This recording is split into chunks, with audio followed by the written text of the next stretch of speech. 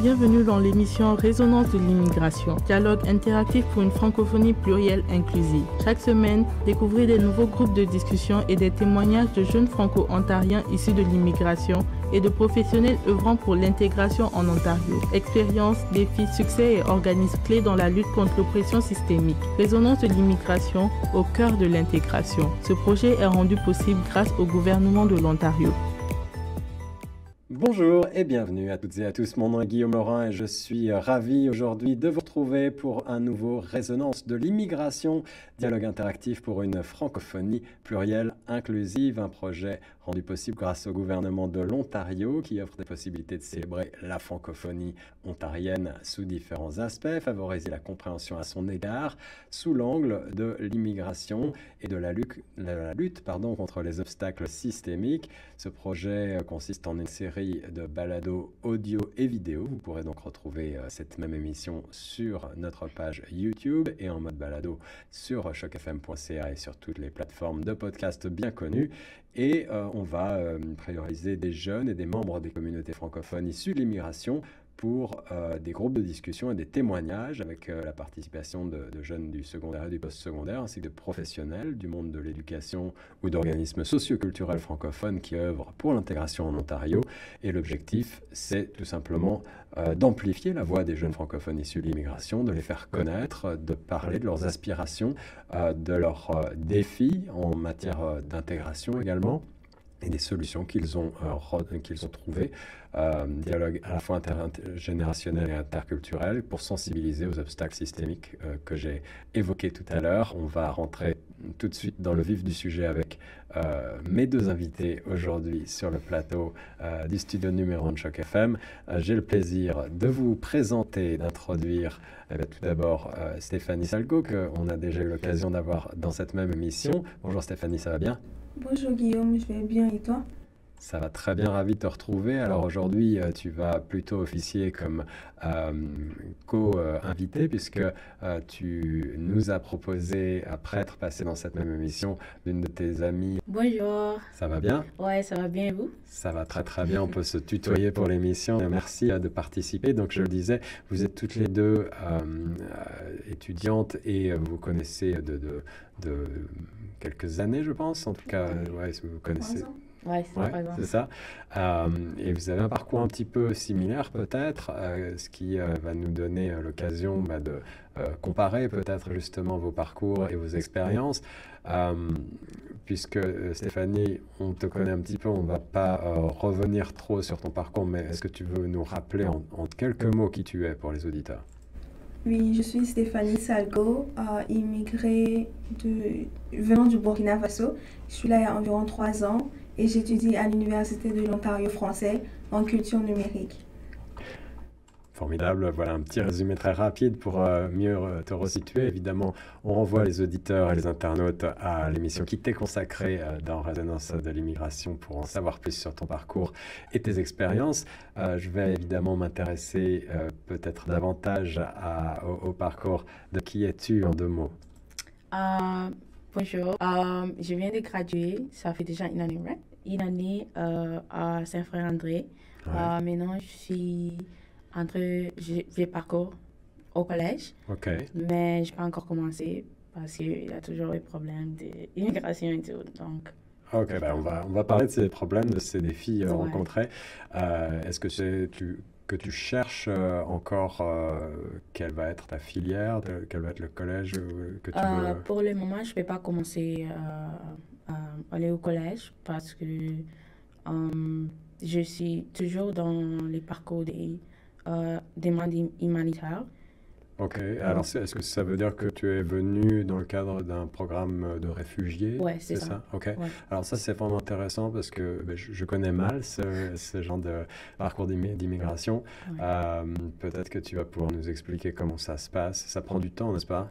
Ouais, ça prend vraiment du temps. Ouais. Genre, ça fait déjà 7 ans que je suis ici. 7 ans, wow. Et on essaye d'une différente façon de trouver notre document canadien et tout, mais c'est vraiment difficile parce qu'au début, on était aux demandes de résidence. Oui. Et puis, Résidence permanente? Ouais.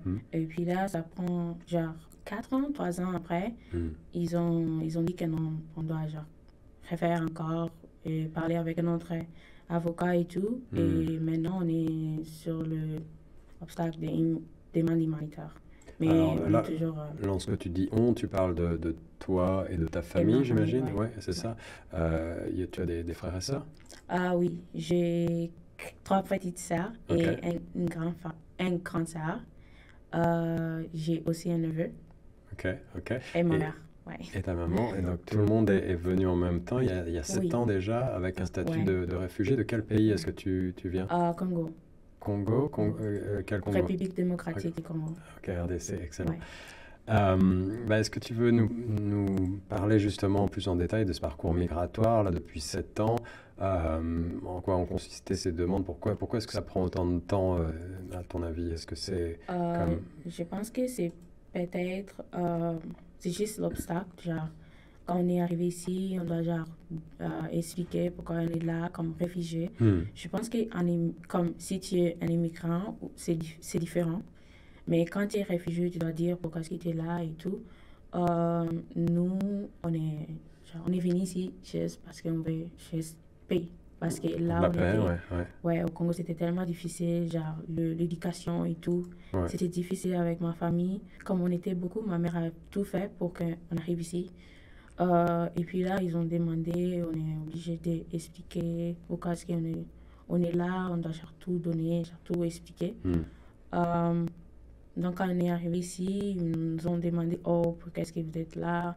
On a tout expliqué, genre, on est là parce qu'on veut la paix. Là, on était, il n'y avait pas la paix du tout. Beaucoup de choses sont arrivées, beaucoup de mal choses sont arrivées. Et chaque fois, on explique, c'est comme si...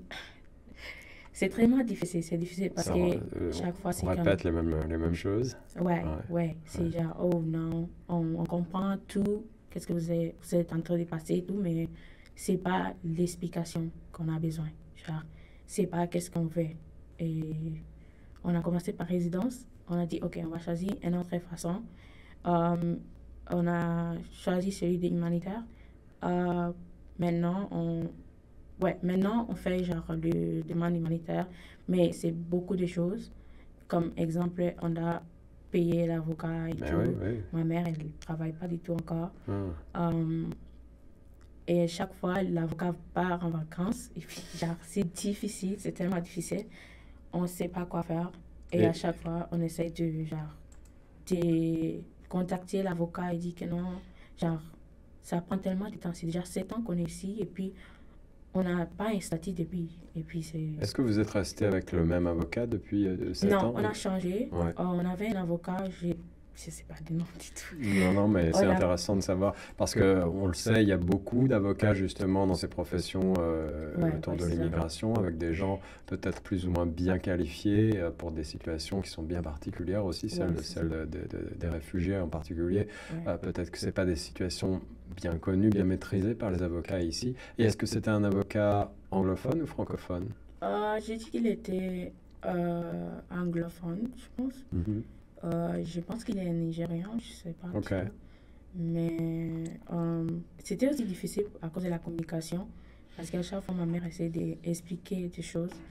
Et aussi, il ne prenait pas son rôle en sérieux. C'était déjà vraiment difficile. À chaque fois, on vient, il ne prend jamais des rendez-vous avec nous. On sait à chaque fois, c'est à la dernière minute qu'on découvre que non, on doit faire ça. Il ne nous aide pas comme un avocat. C'est pour ça qu'on a changé. Et puis, pour l'humanitaire, on était supposé d'avoir un avocat, mais il y avait une organisation. Centre francophone nous a... Non, pas Centre francophone, mais c'était la famille des meilleurs amis de ma mère. Ils ont suggéré un avocat, son nom, je pense. Je peux donner son nom ou bien... Oui, tu peux. Aïcha. Je ne connais pas les restes, non. Parce que c'est pas vraiment moi qui parle avec elle. Je comprends. C'est ma mère. Elle était... elle parlait avec ma mère et tout. Genre, c'était bien. Mais le problème, c'est que comme c'est un avocat gratuit, c'est pas genre un avocat payé. D'accord. Pas besoin de payer. C'est difficile d'avoir l'avocat. C'est genre, on peut passer une année comme... Ça fait déjà comme 7 mois ou 6 mois, on parle pas avec l'avocat. Genre, elle a dit que non. Elle prend vacances. Mais Ouais, donc des expériences aussi, très, très complexes pour ouais, obtenir gain de cause auprès des avocats. on est obligé de rester avec un autre avocat. Ouais, et le soutien, alors tu as mentionné brièvement le centre francophone.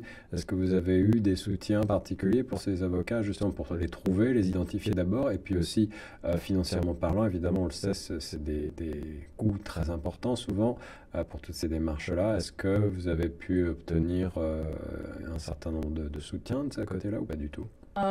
J'ai dit oui et non.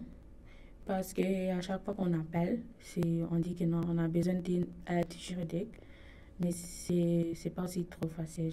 C'est pas facile chaque fois qu'on appelle.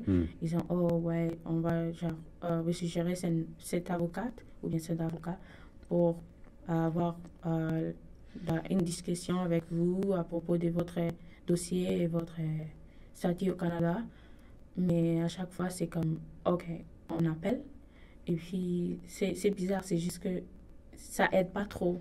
Genre, ça avance pas. Ouais, ça, c'est Ouais. des problématiques, Ouais. effectivement, qui peuvent être récurrentes. Alors, on va aller un petit peu plus dans le parcours migratoire en tant que tel et tes origines culturelles en quelques mots. RDC, est-ce que tu as des souvenirs? Est-ce qu'il y a des particularités culturelles de ton pays que tu voudrais souligner? Tu disais fuir un état de danger, de guerre, effectivement. Alors, évidemment, une situation difficile, mais au-delà, est-ce qu'il y a des racines culturelles que tu emportes avec toi?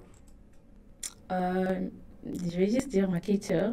Je pense que j'aime vraiment mon pays.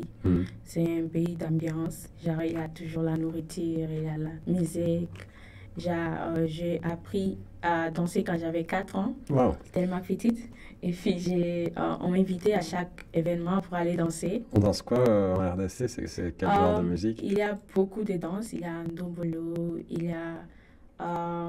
je sais pas vraiment le nom, genre de la danse et tout, mais je sais qu'il y a vraiment beaucoup de styles de danse dans la RDC. Ouais. Et pourquoi avoir choisi particulièrement l'Ontario et Toronto comme destination? Est-ce qu'il y avait une raison particulière ou est-ce que ça s'est fait à cause de ce processus d'immigration justement? Parce qu'on peut imaginer, tu parles très bien français, tu as fait tes études, je le sais, dans des écoles françaises, francophones, donc on aurait pu imaginer que vous alliez plutôt du côté du Québec comme beaucoup de francophones. Ouais. Qu'est-ce qui a motivé votre venue à Toronto? Je pense que ma mère, elle aime pas trop les côtés francophones. Ok. Comme au Québec, je pense que c'est juste la ville est pas trop, je sais pas, c'est pas trop intéressant. Je pense que peut-être ça c'est mon opinion, ou l'opinion de ma mère. Mais quand on est arrivé au Canada, on est arrivé d'abord au Québec. D'accord. Quand on est resté là pour genre une semaine. Et puis ma mère, genre, elle a analysé tout, genre, autour. Elle était comme, je vais voir si c'est vraiment un pays pour rester. Parce qu'avant ça, on était genre aux États-Unis. D'accord. Venir ici, c'est genre beaucoup des étapes. Quelle région aux États-Unis, quelle ville? Buffalo. Buffalo, pas très loin, juste à côté de la frontière. Ouais, c'est ça. Et après qu'on est arrivé au Québec, ma mère, comme j'ai dit, ma mère, elle était toujours genre en train de genre, tu sais, voir, Oui, commenter. évaluer. Ouais, tout. Et on était là, mais c'était genre dans une YMCA, c'était genre une organisation, Ouais. là où il reçoit de famille et tout. Ouais. C'était bien, mais... En centre-ville, c'était un YMCA en centre-ville? Ouais, Ouais. ça c'est après, je pense que c'est après l'école. Donc Non. ça, c'est une ressource aussi intéressante, Ouais. évidemment, pour les nouveaux arrivants, quels qu'ils soient, Ouais. qui peuvent trouver de l'aide et un foyer d'accueil éventuellement. Tu te rappelles des démarches qui ont été celles de ta maman, j'imagine, surtout pour arriver à avoir une place là-bas? Est-ce que ça a été facile? Je pense que quand on est arrivé dans l'immigration, je pense que c'était l'immigration, si je me rappelle, l'immigration des États-Unis Ouais. pour aller au Québec. Ils sont connectés avec le Québec et puis ils ont dit que non, il y a une famille ici qui est francophone et tout. Ils ont besoin d'une place pour rester pour 2 jours. Ils ont dit que, oh ouais, il y a des places ici à YMC, si vous voulez, vous pouvez juste venir ici, juste décider quel jour. Et puis on a resté dans l'immigration pour 10 jours parce que ouais, il n'y avait pas une place pour rester. Wow. Je me rappelle aussi qu'ils ont venu nous chercher dans l'immigration des États-Unis. Et puis il y avait genre une longue voyage. Je pense que c'était genre 7 heures de voyage pour arriver. En voiture, en car? Ouais. Il y avait aussi des autres familles aussi. Quand je vis, il y avait genre beaucoup de belles choses. J'étais comme, waouh, on est arrivé au Canada. C'était quoi justement tes premières impressions en arrivant? Est-ce que tu te rappelles ce qui t'a marqué, ce qui t'a plu, ce qui t'a surprise peut-être? Ouais, je pense que c'est vraiment, vraiment, vraiment différent. Parce qu'en Afrique, on a genre, elle connaît, genre poussière. Oui. Ouais. Il y en a aussi ici quand même, avec la construction, il y en a beaucoup. Mais c'est vraiment, là-bas, c'est like... C'est plus comparé à ici. C'est plus comparé à ici. Quand je suis arrivée, je pense que c'était des métros qui passaient genre des streetcars, qui passaient et tout, j'étais comme, ah, c'est une voiture, je connais un bus ou bien c'est un métro, genre. Ouais, t'avais jamais vu de streetcar? Ouais, et puis je voyais genre le nom dans les streets, genre, il y a des noms qui écrivent, genre, par exemple, Shepherd Avenue, genre des avenues et tout, j'étais comme... On n'a pas ça. On n'a pas ça. Et chaque fois que je voyais, c'est chaque chose que je voyais, c'est chaque surprise. Parce que j'étais comme, oh, il y a des gens, genre, il y a des gens, tellement de personnes. Genre, la différence retire et tout, c'est vraiment beau. C'est juste, c'était un peu différent parce que je voyais comme, quand je suis arrivée, j'étais déjà surprise. J'étais, oh, je suis arrivée dans une place vraiment confortable. Genre. Mais tout ce voyage, ce long voyage et les différentes étapes de l'immigration que tu as mentionnées entre les États-Unis et le Canada aussi. Là, vous étiez, j'imagine, avec vos bagages, vos sacs, tes frères et sœurs. Là, ça devait être quand même quelque chose de très difficile pour toute la famille. Ouais, c'était difficile. C'était difficile parce qu'on avait comme beaucoup de bagages, on est filles, donc... Et vous n'aviez pas encore de point de chute, d'endroit où aller, de maison, vous connaissiez personne? Aux États-Unis ou bien... Ouais, les deux, ni aux États-Unis. Au Québec, on avait des personnes. Okay. Il y avait une famille aussi de 6. Non, pas des 6, parce qu'aux États-Unis, l'autre famille, ils ont parti. Je pense qu'ils sont rentrés en Afrique. Je pense que c'était une complication avec l'âge et tout. Mais ils ont resté genre 4 au total parce qu'ils étaient 6 et puis son père et son grand frère est resté. Ils sont rentrés en Afrique après. Et quand vous êtes parti d'Afrique justement, ça me fait penser à cette question. Est-ce que tu savais ou est-ce que ta maman savait vers quoi elle allait, c'est-à-dire, pour reformuler cette question, les difficultés, les défis que vous avez rencontrés en matière d'immigration, en matière justement d'obtention des statuts et toute cette partie de transition là, entre votre arrivée et le moment où vous êtes vraiment installé. Est-ce que vous aviez été conseillé avant de partir? Est-ce que vous aviez discuté avec quelqu'un pour mieux connaître le Canada et savoir ce qui allait se passer, ou est-ce que c'était complètement la découverte, la surprise? Je pense que ma mère, elle savait déjà qu'est-ce qu'elle voulait dans le futur pour nous. Mais moi, je ne savais pas quand j'étais petite et tout. J'étais comme, on part où? On est ici au Congo. Et elle a dit que non, on ne peut pas rester là où on est parce que c'est vraiment genre dangereux. Tu ne vas pas grandir dans une bonne établissement et dans une bonne habitation bien. Ouais. Ma mère, elle savait déjà, mais il y avait des gens qui donnaient des conseils, mais aussi genre des critiques. Genre, oh non, là où tu pars, tu vas rentrer avec tes enfants après, tu sais pas là où tu pars, et puis tu es seule, sans ton mari, qu'est-ce que tu fais?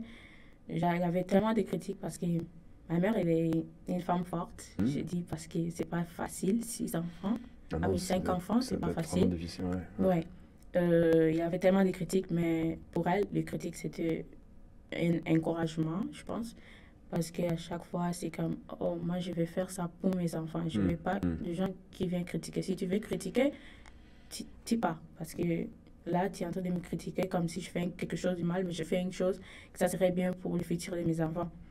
Donc là, on a... Beaucoup d'abnégation, ça prend Ouais, énormément de courage ouais, de se c'était... déraciner, d'aller vers l'inconnu comme ça, quelles que soient les circonstances, mais peut-être encore plus dans ces circonstances-là, de réfugier pour aller d'un continent à un autre à la découverte de quelque chose, d'un monde entier qu'on ne connaît pas. Ça Ouais. prend vraiment énormément de courage. Justement, quand on parle d'adaptation et d'intégration, on a déjà parlé beaucoup, je pense, des défis en matière des statuts, des questions des statuts d'immigrants, de réfugiés, etc. Mais quels sont les plus grands défis que vous avez rencontrés dans votre intégration ici, une fois arrivé ici, au-delà de ces problèmes de statut? Est-ce que tu as le sentiment que l'intégration a été relativement facile? Il n'y a pas eu trop de choc culturel, ou au contraire, tu as des souvenirs là-dessus? Je dis que c'est pas trop positif. C'était vraiment difficile parce Hmm, que hmm. c'était tout nouveau pour nous. Quand on est arrivé, c'était genre le premier défi, c'était la langue. Parce que ma mère, comme j'ai dit, ma mère, elle a oublié, genre, elle a dit que non, on va venir ici au Toronto et tout. Genre, je savais pas que ça serait tellement difficile. Ta maman parlait anglais déjà, un petit peu? Ma mère? Ouais. Non? Non, non, c'est difficile. J'essaye de faire tout pour qu'elle parte à l'école et tout parce qu'elle doit continuer ses études Hmm, d'anglais et tout, mais hmm. c'est difficile. Elle veut commencer à travailler, c'est pour ça. Et est-ce que le français a joué un rôle dans l'intégration? Est-ce que ça a été peut-être bénéfique, ça a été une aide pour le fait que vous parliez français quand même dans Je pense pas l'intégration? que c'était un défi bien. Je pense que c'était facile pour elle et aussi pour nous parce que à chaque fois qu'on a genre de choses à faire, par exemple immigration et tout, on doit appeler de organisations pour de l'aide juridique et tout. Ouais. À chaque fois, c'est moi qui réponds. Genre, je prends le téléphone, je dis, ouais, je vais parler. Ma mère est à côté. Hmm. Elle peut te répondre si elle veut. Mais elle est vraiment ici. Comment je dis, elle, elle confie pas à son français. Pas à l'aise, ouais, Ouais, elle n'est ouais, pas à l'aise à ouais, son français parce que aussi elle n'a pas fini ses études. Là où, ouais. ouais, là où elle vient. Votre langue maternelle, la langue première, c'est le lingala, c'est ça? Officiel, non. Hmm. Je dis que la première langue c'est français, mais la langue maternelle c'est lingala. Lingala, voilà. Ouais, Ouais. ouais. Mm. Euh, Je tiens à préciser qu'elle parle 5 langues. 5 Donc, langues, c'est beau. ouais. Wow. Ouais, c'est. Alors, c'est quoi les 5 langues? Marie? La première langue c'est français, Ouais, la deuxième anglais. ouais, Je suis encore en train de pratiquer et tout, mais ouais. Lingala, ouais. j'ai appris depuis petite, ma mère parlait avec moi, puis j'ai grandi, j'ai jamais étudié dans dans une école D'accord. bien, de Lingala et tout. Et là, J'ai juste grandi à parler, ouais. Et espagnol, espagnol. toujours en train d'apprendre, mais je parle bien espagnol. Portugais aussi. Wow. Et ouais, c'est ça. C'est 5 langues. Français, Ouais, 5 langues, anglais, 5 langues, c'est beau. portugais. Parlons un peu d'éducation maintenant, justement, puisque tu as fait une partie de ton parcours justement dans des écoles francophones ici à Toronto. Est-ce que tu peux revenir sur ces expériences-là en quelques mots? Comment ça s'est passé? Est-ce que tu as eu aussi des surprises, bonnes ou mauvaises? Pourquoi est-ce que tu es parti dans le système francophone, justement?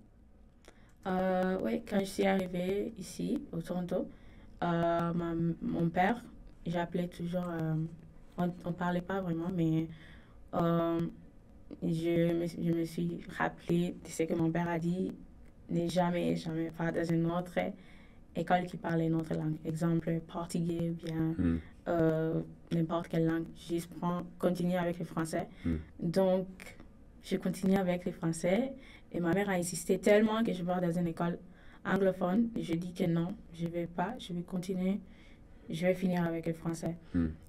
Donc, j'ai commencé la 7e année à Monseigneur du Charbonnel. Ouais. C'était pas vraiment genre qu'est-ce que j'espérais. Je pensais que les premiers jours, je vais avoir des amis et tout. Comme en Afrique, c'est normal en Afrique. C'est comme t'es les premiers jours et puis il y a des élèves et puis des amis qui t'accueillent vraiment genre bien.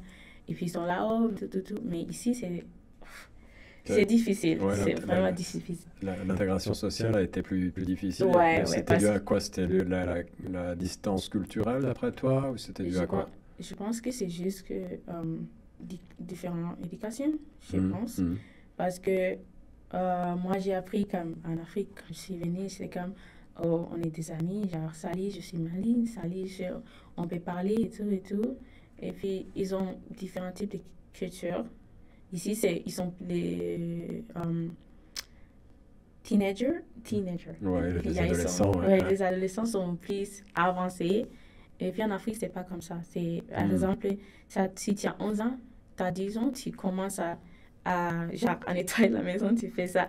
Mais ici, genre, les enfants de 15 ans et tout, ils peuvent aller dans la fête, vers à quelle heure, oui, d'accord, je vois ce que tu veux dire. C'est vraiment difficile parce que à chaque fois, est-ce que tu peux aller avec nous dans une fête? J'étais comme, ma mère ne peut pas, j'ai 14 ans, je peux pas.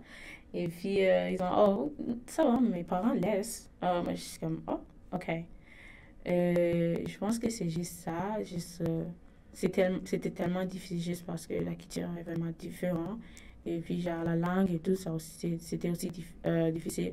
Même si tu es dans une école francophone, tu peux toujours, genre, avoir des difficultés parce que il y a des élèves qui parlent même pas français. C'est vrai, Ils parlent même pas français, mais ils sont dans une école francophone. Genre, Stéphanie, je te vois aussi acquiescer. Tu as observé la même chose? Oui, c'est juste que je pense qu'on a eu un peu la même expérience. Donc, dans notre école, il y avait des gens qui parlaient pas bien français.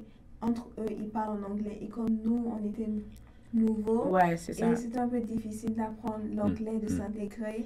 Donc, on se sentait un peu exclu. Si tu ne parles pas bien en anglais, tu es genre, oh non, il faut pas trop parler avec elle. Elle ne va pas comprendre, ou bien ils se moquent de toi un peu en anglais. Et il existe des cours d'anglais au sein des établissements scolaires francophones quand même. C'est ça. Il y a les cours d'anglais et de français. Je pense que c'est un peu le même coefficient. C'est ça. Mais les gens sont plus à l'aise dans les cours d'anglais, même si c'est une école francophone. C'est vrai. Est-ce que par ailleurs, tu as dû faire face à des formes de discrimination, de racisme? Beaucoup. Tu peux nous en parler un petit peu? Dans mon première école. De la part d'autres élèves ou... À chaque fois que je passais dans les couloirs, parce qu'il y avait tellement des couloirs et tout, il y avait des élèves qui venaient à côté de moi parce qu'ils savaient déjà que c'est un nouveau élève qui vient du Congo et tout. Quand je suis arrivée, à chaque fois, il y avait des élèves qui venaient à côté de moi et puis ils parlaient des choses genre mauvaises. Genre, il vient à côté de moi et puis il dit quelque chose en anglais que je ne comprenais pas. Jusqu'à aujourd'hui, je ne sais même pas qu'est-ce qu'il me disait. À chaque fois qu'ils venaient à côté de moi, ils vont genre venir et puis dire quelque chose. Et puis j'ai dit comme, quoi? Tu peux parler en français s'il vous plaît? Et puis genre, ils se regardent entre les deux et puis ils commencent à rigoler. Genre, je me sentais vraiment mauvais les premiers jours de l'école. Je suis partie dans une place, dans la cafétéria, seule. Les premiers jours, c'était horrible. Genre, je pense que de première semaine, tous les premières semaines, c'était vraiment pas bon. J'ai mangé seule. J'avais pas des amis, mais il y avait des élèves qui sont la même culture que moi. Même nationalité, j'étais comme, waouh, Canada, c'est vraiment difficile. Les élèves qui avaient la même culture, la même nationalité que toi ne te parlaient pas spécialement non plus? Non, il y avait cette distance quand même due à la culture. La personnalité, c'est vraiment différent. Parce qu'ils étaient comme, oh, et moi, j'étais comme... Est-ce que tu as eu quand même aussi des expériences positives que tu voudrais mettre en avant, des gens que tu as rencontrés qui ont pu t'aider dans ton parcours, en particulier dans le monde de l'éducation? Oui, j'ai dit oui. Quand je suis arrivée ici, ça a tout changé. Mais comme à Charbonnel, il y avait des choses négatives à chaque jour, mais aussi il y avait des choses positives. J'ai exploré un peu plus l'éducation d'ici. Je dis comme des activités, il y avait des activités différentes. Je ne pouvais pas participer parce que, exemple, quand on était nouvelle, on voulait participer, on ne peut pas parce que, exemple, ma mère, comme elle n'a pas encore commencé à travailler, et chaque fois il y a des activités que tu dois payer. Donc, tu payes ça, exemple, le ski, tu dois payer 72$ ou combien? C'est souvent plus, en fait. Ouais, c'est souvent plus. Quand j'ai déménagé, parce que j'habitais dans un hôtel pour 6 mois, je pense que 6 mois, 7 mois. C'était un hôtel de réfugiés. Ils ont changé, je voulais juste dire les noms et tout, mais c'est à Quality Suite, c'est à Islington. OK. Ils ont tout changé parce qu'il y avait tellement de réfugiés qui abîmaient le hôtel et tout. Ah. Tellement de choses arrivaient et c'est plus un hôtel de réfugiés. Je pense que c'est une autre place. Je suis sûre. Je sais une autre place à côté de ma maison, mais je sais pas vraiment l'adresse. Ouais. Je fais... Non, j'ai pas les noms, mais j'ai déjà Est-ce qu'il y a est-ce qu'il y a des personnes ou des personnalités ou des organismes, bon, tu as brièvement cité le Centre francophone tout à l'heure, effectivement, ils ont des aides juridiques, juridictionnelles, des professionnels que l'on peut contacter, je pense, gratuitement pour les personnes réfugiées en particulier, mais est-ce qu'il y a d'autres organismes ou des personnes en particulier qui ont pu t'aider dans ton parcours d'immigrante? Comme réfugié, non. Je dis que le centre francophone seulement, juste un petit peu, genre les premiers, je pense qu'années ici au Canada, on essaie de trouver un avocat. Je ne me rappelle pas si c'est ma mère qui a appelé pour une aide juridique, mais je sais qu'elle a déjà fait ça beaucoup de fois. Donc, peut-être les premiers avocats qu'on avait trouvés, c'était dans la partie du centre francophone. Je suis pas sûre parce qu'à chaque fois, on les payait. C'était gratuit dans notre place, mais l'immigration payait pour. D'accord. Ouais. Et pour l'immigration, non, mais pour la maison qu'on est ici, qu'on est maintenant, on vit maintenant, oui, c'est un centre de femmes abattues. D'accord. Ouais, donc c'est un centre, la maison. La maison, oui, ok, très bien. J'aimerais ajouter que la maison aide vraiment.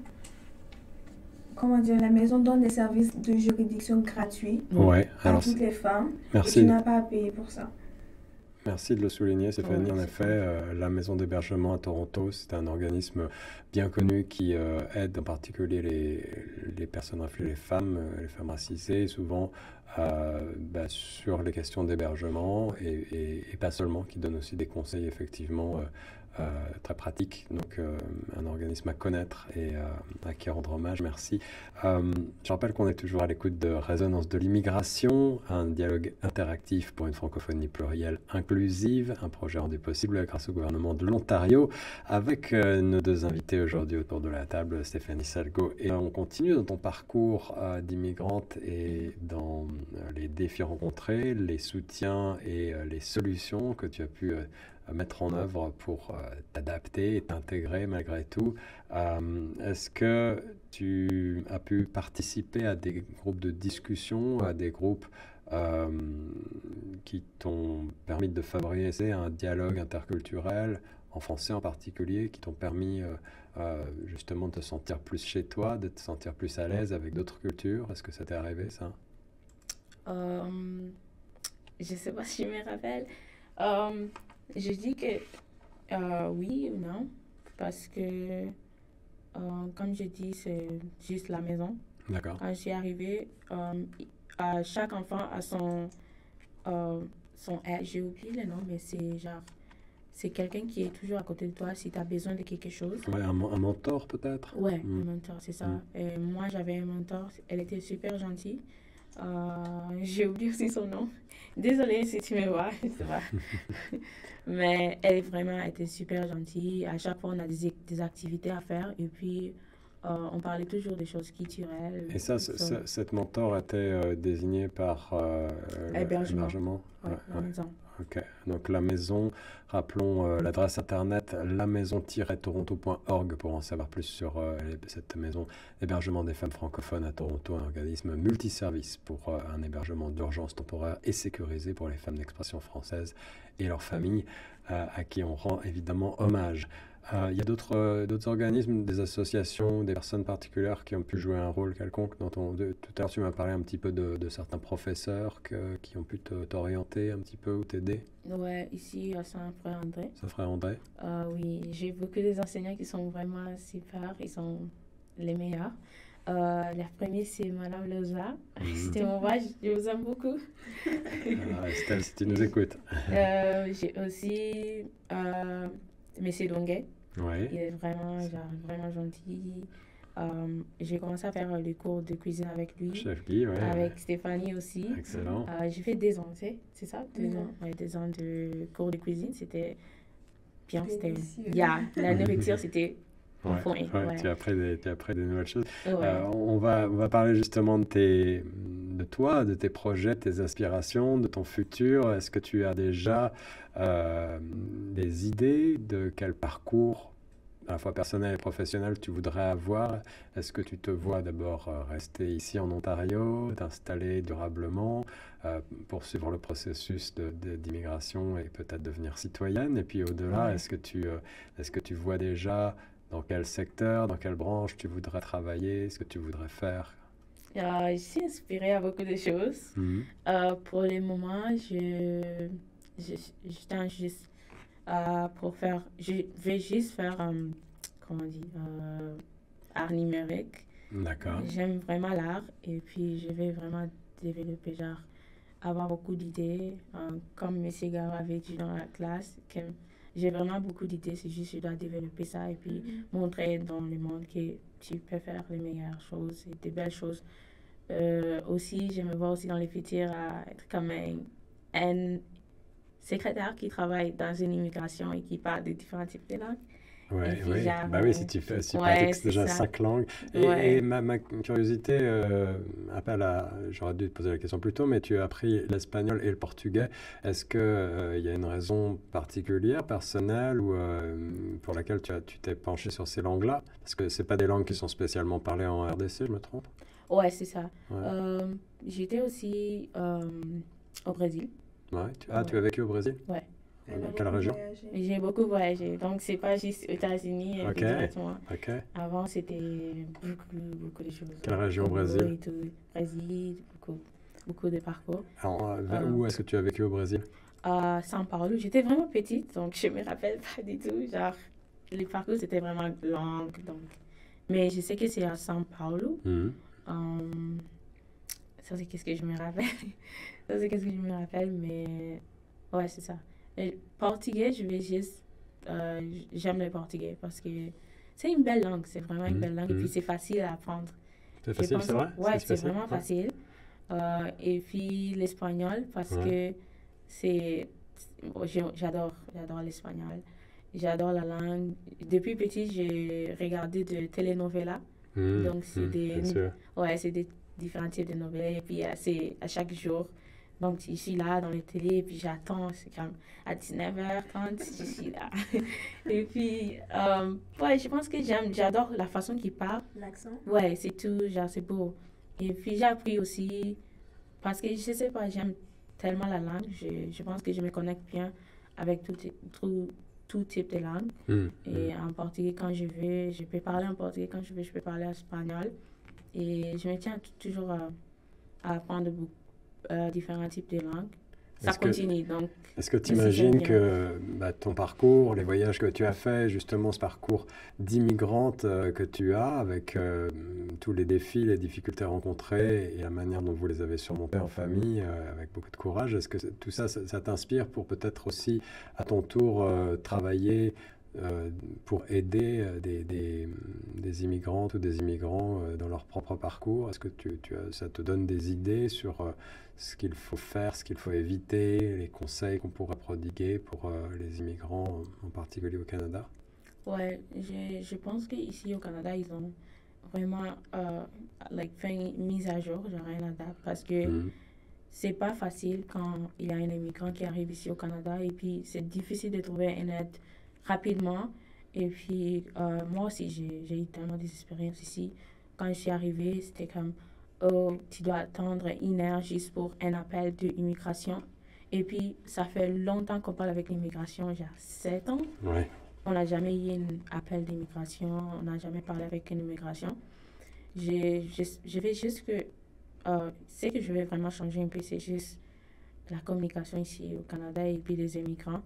C'est juste difficile à trouver une aide juridique ou bien une aide genre de immigration pour parler avec des immigrants.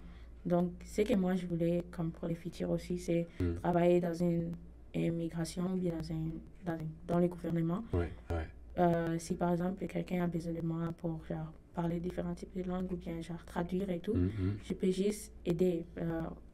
Quelqu'un veut parler portugais, là où je suis ici, ouais, vous pouvez parler et tout. Je pense que j'ai la patience de parler avec des gens, donc ouais, c'est ça. Ouais, alors chaque parcours migratoire est différent, chaque individu a Ouais.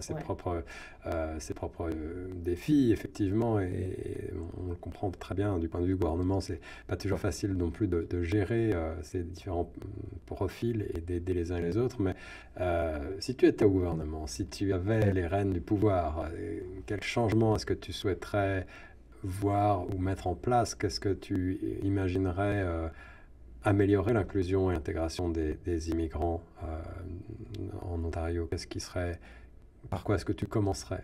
Tu as parlé de questions de communication, tu as parlé de différentes choses. Qu'est-ce que tu ferais? Euh, je sais pas si je pense que c'est juste la façon dont les immigrants sont traités. Je dis que parfois je suis traitée un peu plus genre injuste. C'est pas juste, c'est juste dur de se communiquer. Mhm. Donc c'est dur de, euh, je sais pas comment dire ça, mais c'est juste un peu dur, tu vois, genre la communication et tout. Je pense que la première chose que je vais changer, c'est juste donner un peu plus l'attention à des immigrants, euh, laisser le confortable, Ouais. genre confortable dans le pays, Ouais. parce qu'à chaque fois, il y a des immigrants qui sont arrivés, il n'y a même pas une place pour habiter ou bien une place pour se sentir à l'aise. Donc, la dernière fois, j'ai parti aussi au centre-ville. Il y a des immigrants qui habitent dehors. Genre, Mhm. il y a des maisons de... Des C'est quoi le nom? tentes, Des tentes, ouais, ouais, des tentes ouais. dehors. Et puis, ma mère a aussi fait c'est quoi les noms? C'est quoi les noms? Elle a fait Un refuge, peut-être? non, mais un service communautaire. Ouais. Genre, elle a pack de nourriture pour des gens qui Ouais. sont au centre-ville Ouais. pour lui donner et tout. Mais je dis que il y a le ministre qui est là, mais c'est comme si je veux pas dire une mauvaise chose, mais c'est juste que parfois il fait rien. Genre, il y a des gens qui sont dehors et tout, ils ont même pas la nourriture ou bien une place pour dormir. Imagine s'il y a le hiver qui vient, Ouais. comment est-ce qu'il y a des gens qui dorment comme ça dans Mhm. un état comme ça? C'est dur. Je ne peux pas m'imaginer dans cette situation. Donc, je pense que c'est juste donner un peu plus l'attention Ouais, là. ouais, Donner plus de moyens aussi, Ouais, probablement c'est plus de ça. moyens. Ben Les oui, services aussi et plus de tout. services, effectivement. Mais il y a des organismes qui existent, y compris des organismes francophones, mais qui manquent bien souvent de moyens eux-mêmes pour pouvoir répondre à la demande et pour pouvoir aider suffisamment de gens. Ouais, c'est ça. Beaucoup de réfugiés, beaucoup Ouais. d'immigrants, effectivement, en liste d'attente pour obtenir des services. Mais ce que tu disais aussi sur l'aspect plus communication, la manière d'être bien traité, Ouais, d'être ouais. mis à l'aise, ça c'est aussi important et ça passe aussi par donner la parole, comme on le fait pour cette émission, par faire connaître les problématiques au public aussi, et puis effectivement changer la manière dont on perçoit les immigrants, qui sont aussi avant tout une grande force pour un pays comme le Canada, qui sont des gens qui vont apporter énormément culturellement et pour la vitalité socio-économique du pays. Donc c'est très important de changer le point de vue qu'on a. Ouais. Et ça passe par l'éducation, par la manière dont on perçoit les gens. Et je peux augmenter quelque chose? Oui, bien sûr. Ouais, j'espère aussi que genre, ils essayent de comprendre aussi La raison. il y a genre les raisons. Par exemple, il y a des immigrants ou des réfugiés qui viennent ici au Canada, mais ils prennent tellement de temps juste pour répondre, juste pour, comment je dis, comme pour voir le dossier de la personne. Mhm. C'est comme, oh, je vois ce dossier et tout, mais il n'y a rien que je vois. Genre, par exemple, dans mon cas, à chaque fois, genre, on doit attendre, on doit faire ça, juste pour avoir une seule chose. Genre, à chaque fois, on doit appeler, genre, Ouais. faire ça. je sais pas comment dire. Ouais, les démarches administratives ont beaucoup de Ouais, lourdeur. Souvent, on est ouais, c'est obligé ça. de répondre exactement à la question et si on répond un tout petit peu à côté, ça ne marche Ouais, pas. Ou, ça prend aussi ouais, du temps ouais, je vois ce que tu veux dire, pour juste effectivement. Ouais, accepter ou bien pour decline. ouais, On prend peut-être. tout nos temps pour mettre tout en œuvre et tout, Mm, mais à la fin, c'est une autre réponse. Donc, mm, On mm. est souvent déçus. yeah, c'est ça. Est-ce que tu as un message particulier que tu voudrais faire passer cette fois aux jeunes auditeurs de cette émission qui pourraient être aussi dans ces parcours migratoires issus de l'immigration, qui viennent d'arriver ou qui sont là depuis longtemps? Est-ce que tu aurais un conseil pratique ou est-ce que tu aurais un message d'espoir pour les aider à se sentir plus à l'aise à leur tour et à se sentir chez eux finalement? Euh, je vais dire, c'est genre un conseil, ou bien c'est un message, c'est un Ouais, grand message peut-être. ouais, ouais. Je dis juste, si tu arrives dans un pays nouveau, n'ayez pas peur. N'ayez pas peur genre, l'obstacle que tu vas avoir devant, c'est juste des obstacles. Donc, c'est pas que tu arrives dans un pays et puis tu es là, genre, tu dis, oh, l'obstacle que j'ai, ça serait pour toujours. Non, tu vois ça comme un obstacle. Donc, si tu sais que tu fais le faire, tu peux le faire. Hmm. Donc, tu arrives là, tu sais que, oh, je parle pas anglais, apprends-le. Va dans l'école et fais-le.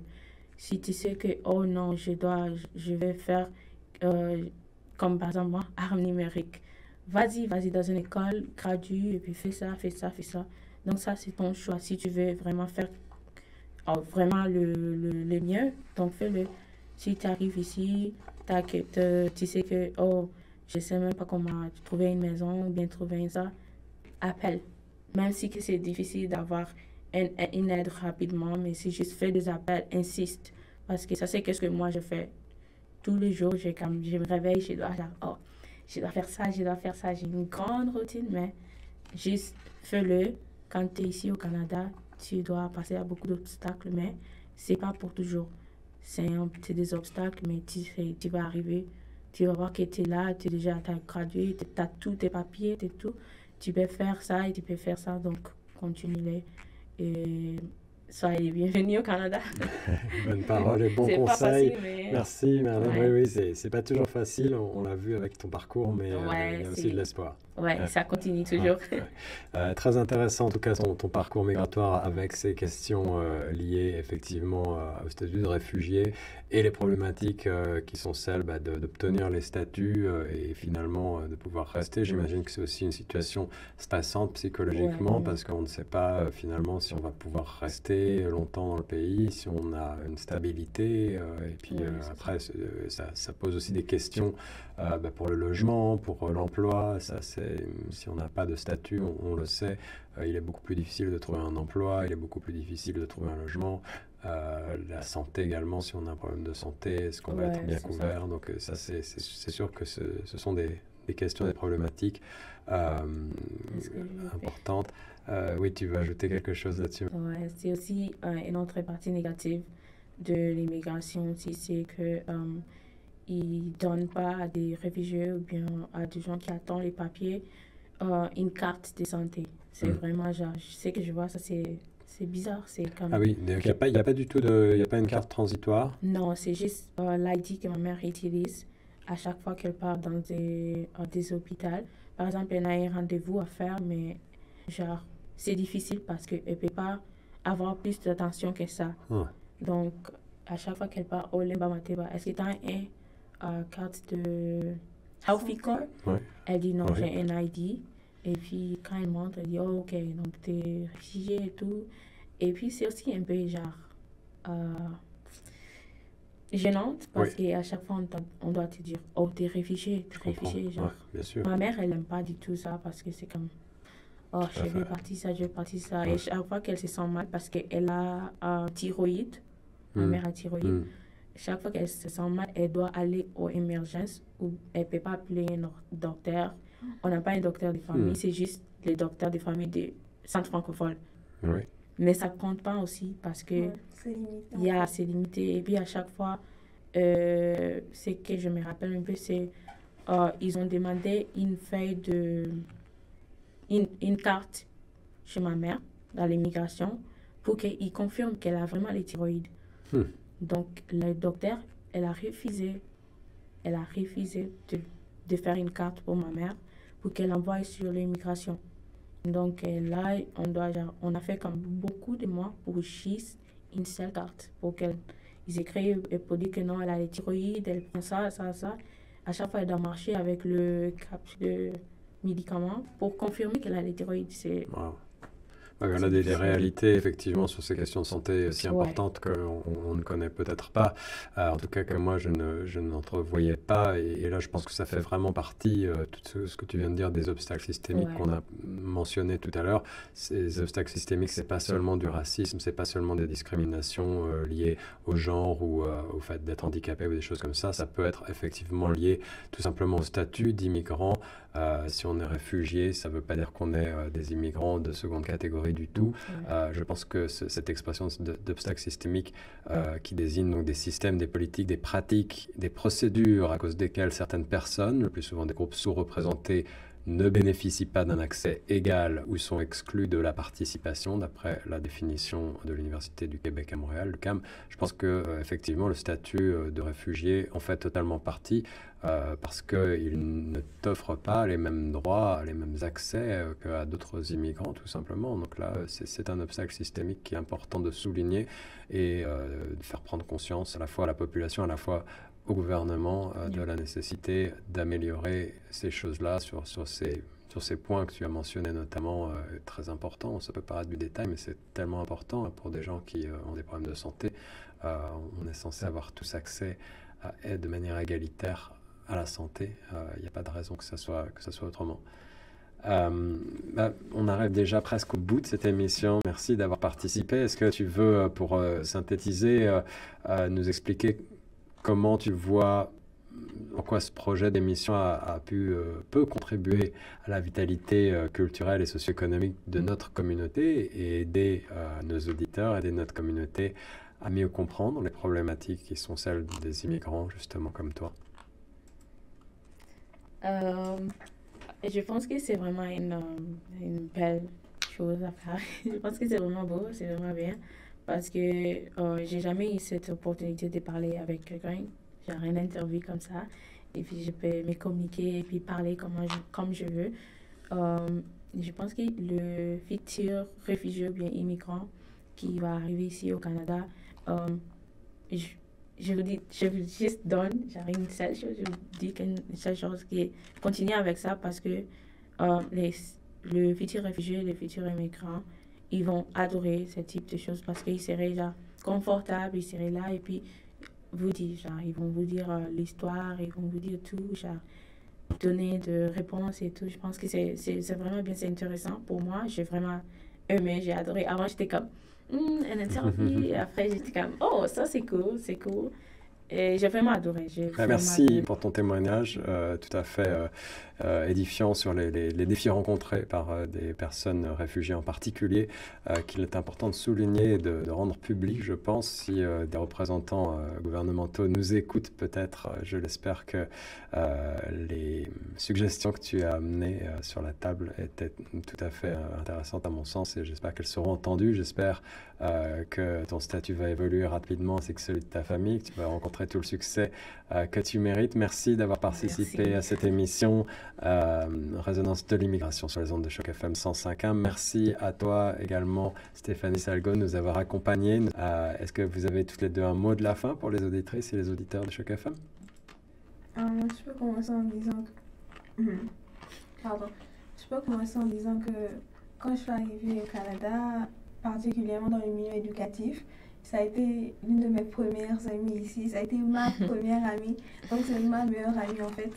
Je lui dis merci beaucoup de ne pas avoir fait comme les autres. Et puis, de m'avoir vraiment accueillie, intégrée et m'a même présentée à d'autres personnes. Et je trouve qu'elle a été une ressource pour moi. Et j'espère qu'elle va continuer à l'être pour d'autres personnes. Et je veux vraiment qu'elle reste ici, que son processus avance et qu'elle reste, qu'on fasse plus d'activités ensemble. Parce que là, elle est limitée, elle ne peut pas voyager. Et j'espère vraiment que, comme tu l'as dit, des personnes au gradé vont voir ça et puis ils vont faire bouger les choses. Merci beaucoup. Merci Stéphanie pour ce très beau moment. Un beau moment de radio et de vidéo que vous pourrez retrouver sur notre chaîne YouTube. C'est beaucoup d'émotions.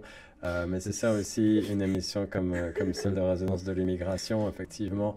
Et on le voit, il n'y a pas que des défis, il y a aussi des belles histoires avec des histoires d'amitié, avec des personnes qui viennent de 2 pays, de cultures différentes et qui se rencontrent chez nous, ici en Ontario. Merci beaucoup d'avoir participé à cette émission Résonance de l'immigration sur Choc.